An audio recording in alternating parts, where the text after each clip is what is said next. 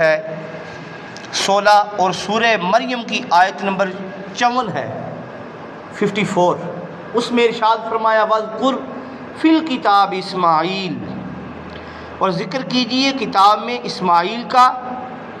اِنَّهُ كَانَ صَادِقَ الْوَعْدِ، بے شک وہ وعدہ کے سچے تھے، وَكَانَ رَسُولًا نَبِيًّا، اور وہ اللہ کے رسول بھی تھے اور نبی بھی تھے، صرف نبی نہیں تھے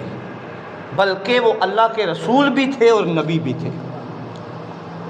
اور بنی اسرائیل والے جو تھے وہ کہتے تھے کہ یہ جو نبوت ہے نا، نبوت